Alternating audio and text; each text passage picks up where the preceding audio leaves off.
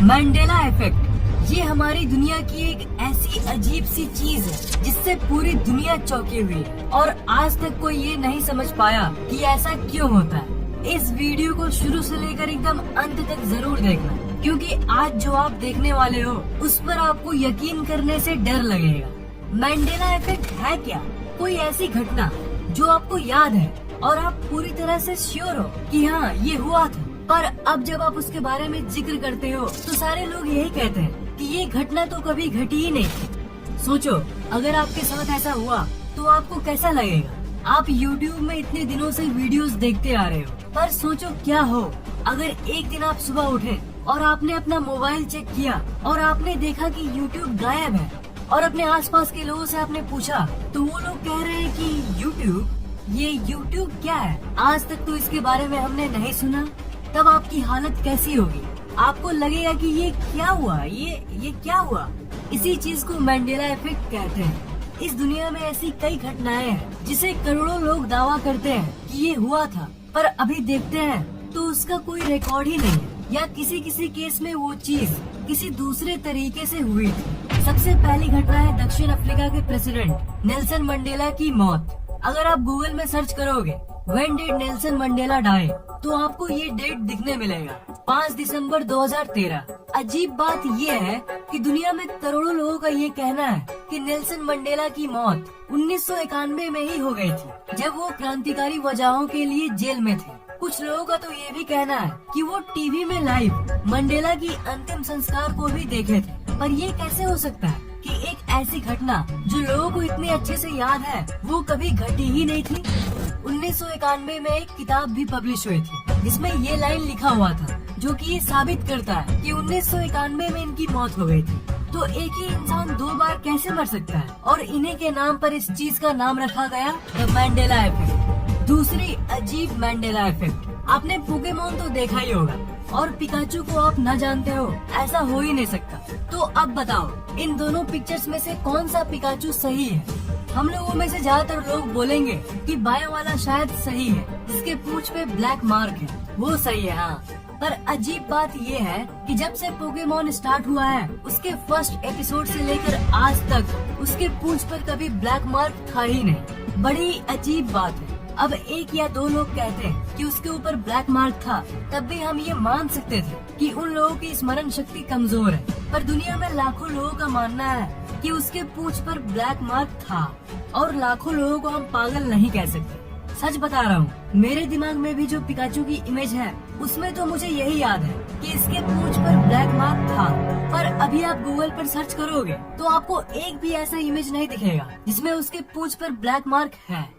Curious George एक American animation TV show है। जैसे यहाँ पर बच्चे डोरेमोन देखते हैं ना, वैसे ही अमेरिका के बच्चों की सबसे पसंदीदा शो है ये क्यूरियस जॉर्ज। वहाँ के लगभग सभी लोगों का यही कहना है कि उन्हें जहाँ तक याद है क्यूरियस जॉर्ज का एक पूंछ भी था। पर अजीब बात ये है कि अगर आप अभी टीवी शो पे उसे देखोगे तो उसका पूंछ है ही नहीं। अब आपको शायद ये लगे कि उन टीवी शो के निर्माता ने इसे चेंज कर दिया होगा, simple.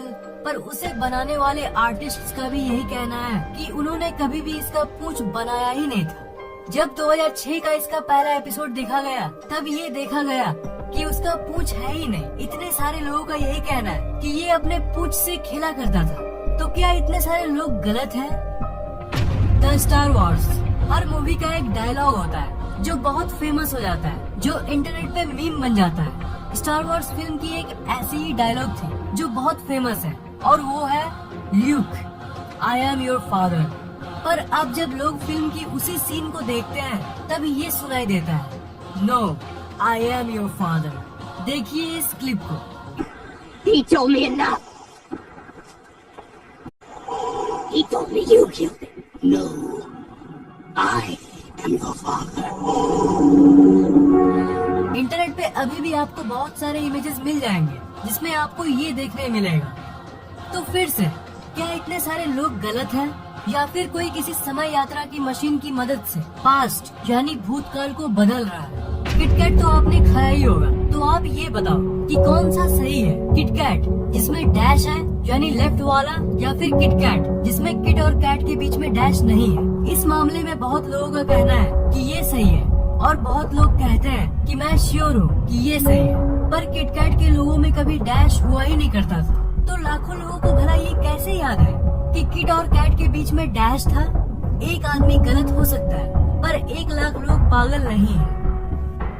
GIF peanut butter America की एक बहुत फेमस पीनट बटर ब्रांड है जिसका नाम है जिफ।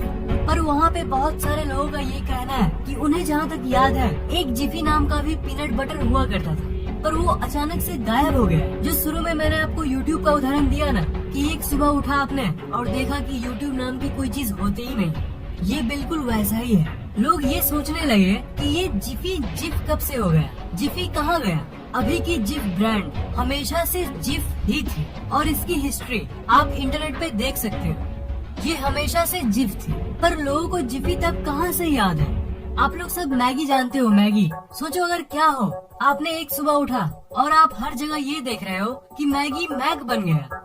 आपको तो लगेगा कि ये मैगी था, ये मैग कहाँ से हुआ, ये क्या, ये क्या था, क्या है ये हुआ क्या। कोका कोला, ये कोका कोला का 3 लोगो है। अब आप बोलो कि कौन सा सही है, कोका और कोला के बीच में ये छोटा डैश वाला या फिर बड़ा डैश वाला या फिर ये टेढ़ा डैश वाला। मैंने जब इसे देखा तो मैंने तो यही कहा कि ये थर्ड वाला सही है, क्योंकि बचपन से मैं ये तीसरा वाला ही देखता आ रहा हूँ। पर बात ये निकल कर आती है कि कोका कोला के बीच में कभी टेढ़ी लाइन थी ही नहीं। शुरू से लेकर अभी तक की इसकी लोगों में सीधी और छोटी लाइन ही थी, मतलब सही ये वाला है। बहुत लोग कहते हैं कि पहला वाला सही है और बाकी लोग दूसरा या तीसरे को सही मानते हैं, जहाँ तक उन्हें याद है। पर सबसे ज्यादा वोट टेढ़ी वाली को ही मिली है। टेढ़े डैश वाले को लोग सबसे ज्यादा सही मानते हैं। पर गजब बात तो ये है कि अगर आप इसकी वेबसाइट पर भी जाके कोका कोला की लोगों की हिस्ट्री को चेक करो